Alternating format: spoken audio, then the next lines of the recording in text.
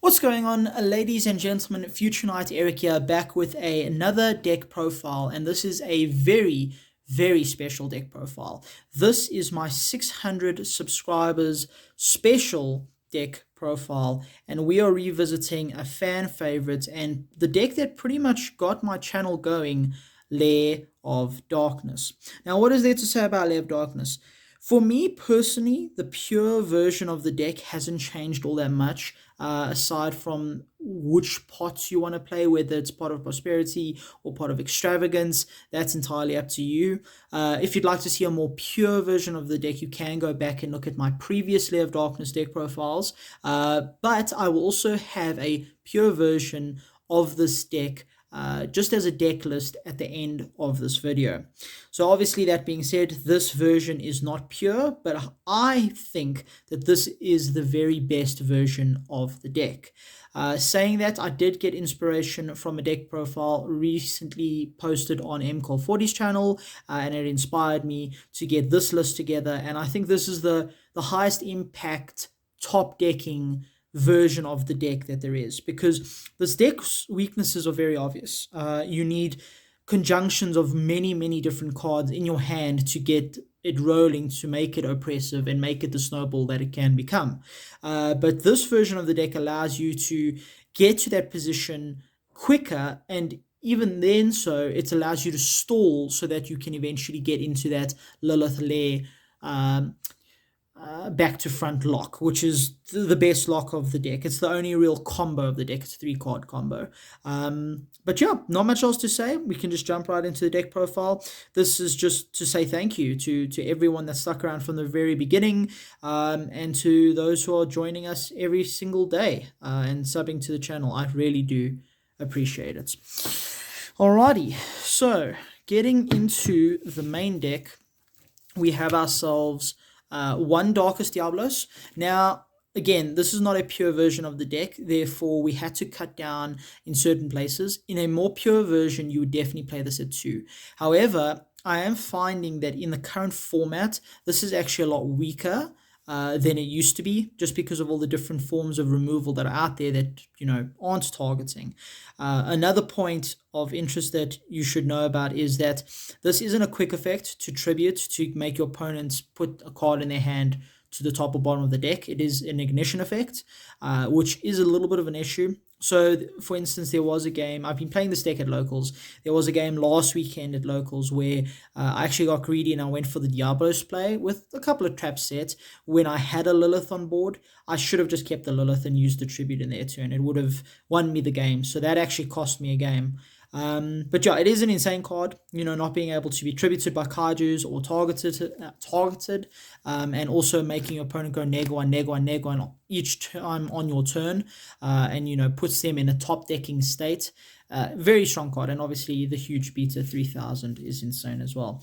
For the other one of, we only play one Malice, Lady of Lament. I wish I could play 2 of this. This card is absolutely insane. The cost is a little bit heftier than obviously Lilith, because you need to tribute 2, and you need to have that graveyard either banished, trap card in the graveyard, or banished to get her effect to actually resolve and to actually activate her effect, because you can't illegally activate the effect unless her effects are negated, which does come up surprisingly. People tend to negate Malice and Lilith, and yeah, you still can activate and pay the cost, so you can still tribute. But I do find myself wishing I had 2 of these, because like I said, when this deck does get into a top decking state, drawing the quick effect tributes is actually stronger than drawing the non-quick effect tributes.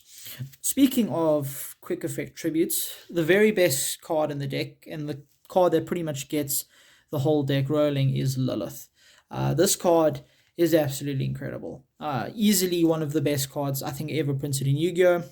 Tributing as a quick effect a dark monster to search out 3 traps, set 1 randomly, and put the other 2 back. It can't be ashed, can't be veiled if you tribute itself as cost. To the Veiler, it can't be impermed. There's also often times where you will normal summon her and they'll try and chain like something to negate it. The thing is, you have player turn priority, and once she's off the field, she's perfectly fine. So Yeah, it's just an incredible card. So say for instance droplets where you can't respond to droplets. When you normal summon her, if they try and train droplets, you have priority as player turn priority to quick effect tribute. So you can actually dodge certain cards like that, which is very, very crucial for the strategy. And then the final lair card is obviously the triple Arima, your searcher, your terraforming, and also just your way to get out Diablos. Insane card. It has sort of a I call it a multi-faker-esque effect with Diablos, where if it tributes a dark monster other than itself, it can add a dark monster. And then if a dark monster was tributed on your side of the field, you can summon out Diablos. So on res of the Rima, you can actually summon out the Darkest Diablos, which is very, very strong, because then you still have your Rima as a body, and then you've got Darkest Diablos. So yeah, that's the synergy there. Not much to say there. It's an insane little engine that makes for some interesting games. Now, for the part that isn't Lair of Darkness, but it might as well should be, it is Dogmatica. Now, I did upload a video recently on my channel that didn't do too well, and I have a feeling it's because of these. This is a very, very pricey engine. The Nadir servants are still extremely expensive, and for good reason. So the logic behind this deck is you never, ever, ever, ever use your extra deck unless you're in post side. So why does it even matter resolving Dogmatica Punishment, where you're playing literally with your main deck monsters and your traps? So to activate Nadir's Servant at the beginning of a turn is so strong, because it baits out every negate. It baits out everything that they have, because they know that the pressure that can cause by sending an Entis or by sending a Titan Clad to get the Fleur de Lis in the end phase, it's very, very strong. So yeah, I am only playing one Fleur de Lis and two Ecclesia, and not three Ecclesia, two Fleur de Lis, because of space. I would want to play it with those ratios, just because the Fleur de Lis is super, super strong in the grind, and also that attack buff gives you another boss monster that isn't Darkest Diablos, but once again, space is an issue. However, you have to play two Ecclesia. There was many a times that my only Ecclesia got DD crowed or called by, and then that made all my servants dead, which is literally the part of the deck that makes top decking good. Because if you top deck and you do a servant, you can get back into the game. So yeah, that's it for the monsters. Aside from one more, we play the one Scythe. Not much to say here. It's Scythe. The Sanctum artifact engine belongs with Lair of Darkness. You cannot cut it. It's part of the engine. I have cut it down a little bit. I'm not playing the Morale Tack. In the pure version, I would play Morale Tack and I would play a third Sanctum. But in this version, I'm just playing the Scythe because every deck except the deck we're playing, needs the extra deck. So okay, then we are still playing our one Mystic Mine. Mystic Mine is a terrible, terrible card. I do not like it. However, this deck does run out of gas, not quickly, but if your opponent knows how to play through certain things, you can run out of gas pretty quickly. And dropping a Mystic Mine and stalling and drawing into your Lairs, your Liliths, your Nadirs, it does give you some really nice advantage. That's why we only play one. Also, we only play one because if they hit it to one, we don't have to change the deck list. We then obviously play the Heart and Soul of the deck, Lair of Darkness. This is the best card. Being able to tribute our opponent's monsters, everything's dark, which makes Super Poly live, getting tokens, flooding the board, putting up defensive barriers. Yes, you give your opponents tokens when you tribute during their turn, but you're only ever often tributing once during their turn, and they get one token, and then you just tribute that token during your turn anyway. So it doesn't really make a difference. But yeah, this is why we play the deck. And then, of course, like I said, you have to play the triple Nadir Servants. So this card is absolutely cracked in this deck. Then also part of the deck that is pretty much standard at this point is Pot of Extravagance.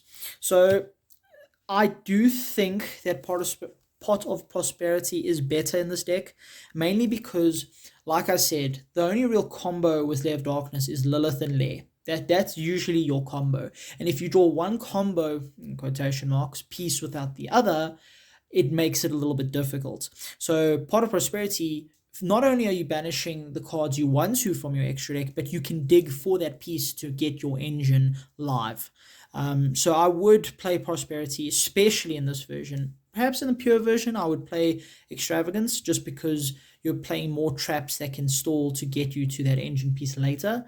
But in this version, I would play Prosperity if I had access to them. But for now, I'm playing Extravagance, which, of course, if you top deck and then get good cards off of the Extravagance, helps a lot. And then that's pretty much it for the spells.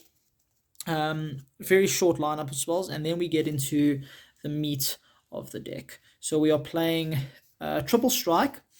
In the pure version, you'd want to play Judgment, just because you don't have disruption in your hand in the form of Fleur de Lis, which I know is only one negate, but it still is one negate.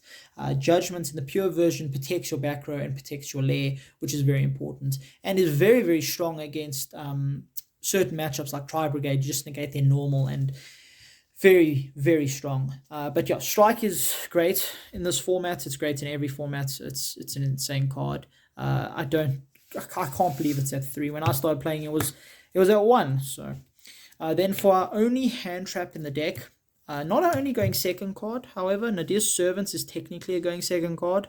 Dumping Ensis and popping a card is very, very strong. But anyway, so we've got Imperm, just generic good hand trap, and it is a trap, which we can search off Lilith. So it's got dual synergy in the deck. Then we've got the best trap in our deck.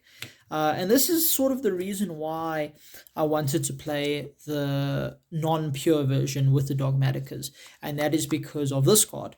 So obviously Lilith can give you access to this card at any point. However, just having the engine that makes this card really, really strong with the deck that it synergizes with, it merges. This is the card that merges both decks together, it being a trap, it being a pop, it being using the extra deck, it locking you out of the extra deck, which, as I said, it does not matter.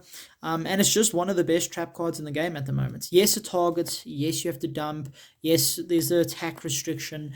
But we are playing cards in the extra deck that sort of make that irrelevant. But yeah, this card is cracked. There's not much else to say. I would not play 2. The reason I wouldn't play 2 is because you always want targets to search with Ecclesia. Once you run out of Ecclesia targets, your Ecclesia just becomes a 1/5 body that can't be destroyed by monsters from the extra deck. And then we're playing the other part of the Lair of Darkness engine. Part, once again, you cannot cut, similar to the Sanctums, which are right here, is Back to the Front. So Back to the Front is absolutely insane in this deck. Back to the Front Ecclesia during your opponent's turn, add the Fleur de Lis during your opponent's turn, and then you can trigger it in hand is insane. And then, of course, bringing back your Lilith. Yes, Lilith's got 0 defense, but you're going to be tributing their monster then, and then you can turn it to attack in your turn and get some damage in. So, yeah, and then obviously Sanctum, very, very important. That gets out your Scythe. And then the reason we only play 2 is that goes in tangent with our Trap Trick. So the combo basically is you banish one Sanctum, set the other, activate the Sanctum, get the Scythe, and you've gone through the entire engine in one instance, and you don't have to worry about potentially drawing a Sanctum or the Scythe and bricking. So that's why we play the Trap Trick. We also only play 1 Trap Trick. You need your traps to survive. And without your traps, you will lose. So you don't want to be banishing traps that you can only get access to, again, through Malice, which, of course, has to tribute herself and another card. But yeah, that's pretty much it for those. And then the final trap, which is what I would cut if I had to cut anything for the extra Fleur de Lis and the extra Ecclesia, are the Heavy Storm Dusters. And then the Metaverse. So we don't play Terraforming, as I'm sure you noticed, just because this deck does technically lose to Droll. It's weird.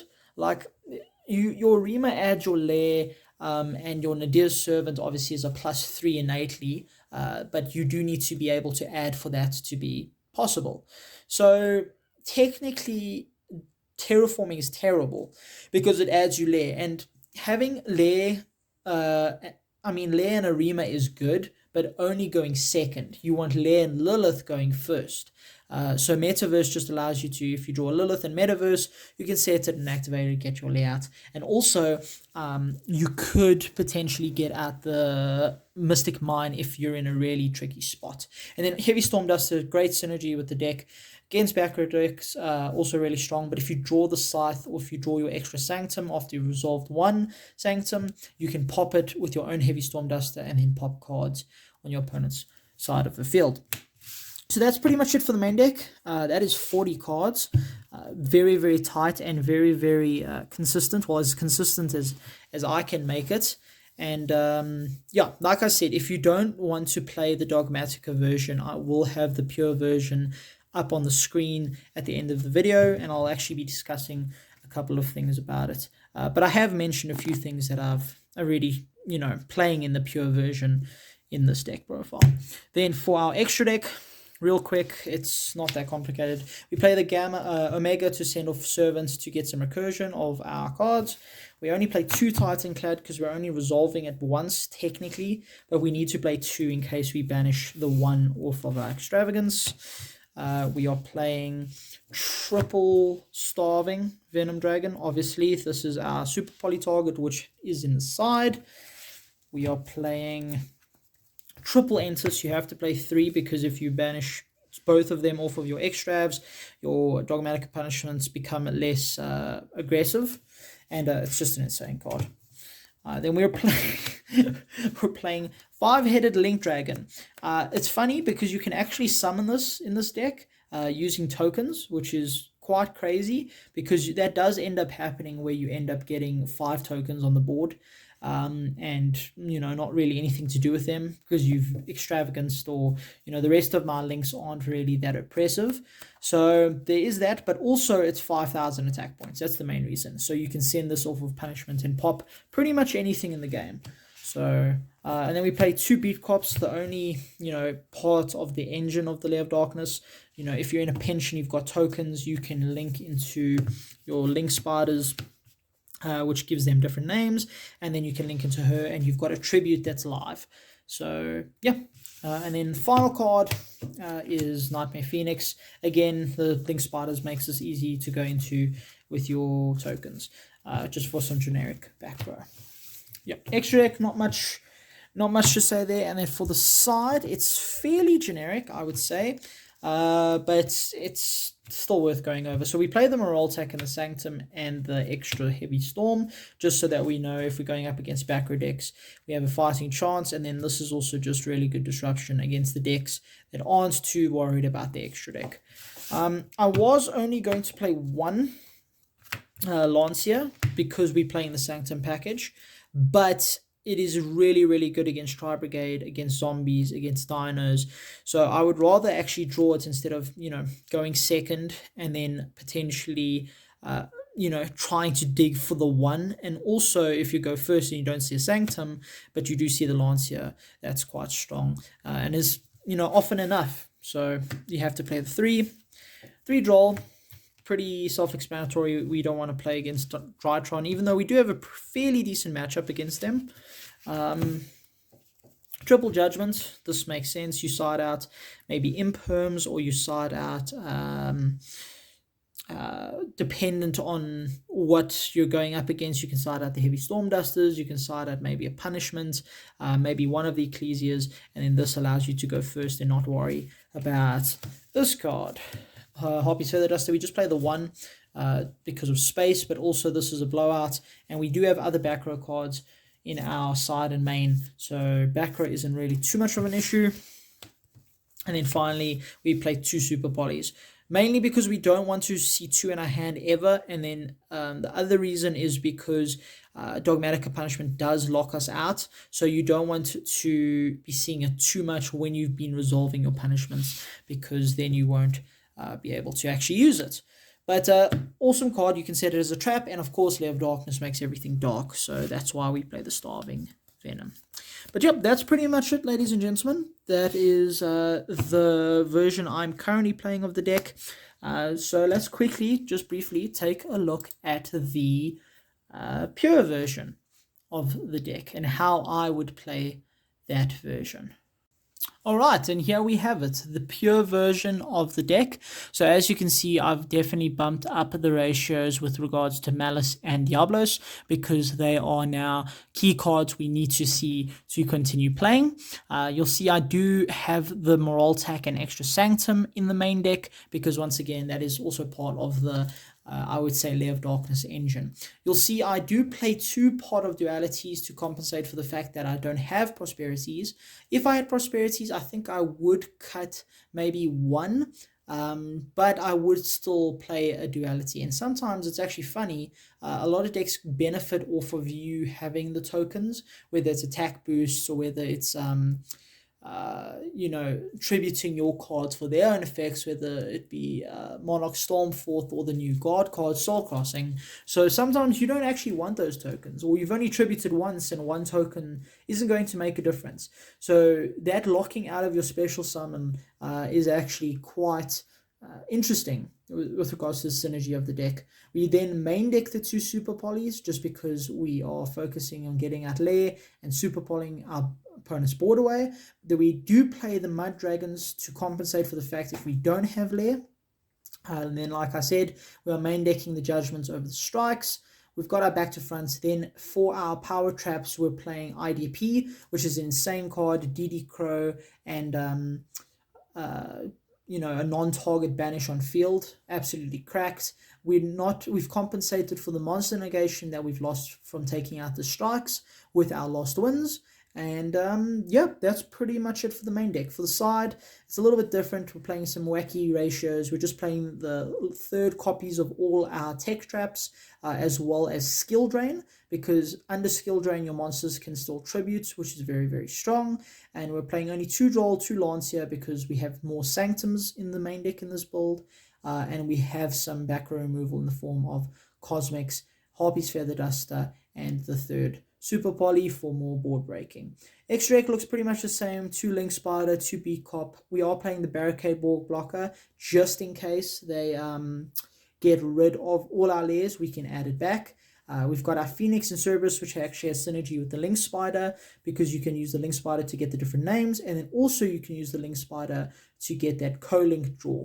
Then we've got the IP and Avramax, very, very strong in this deck. Making an Avramax using an IP is pretty much game in most cases. And then, like I said, we've got the Mud Dragons and the Fusion Starving Venom Dragons.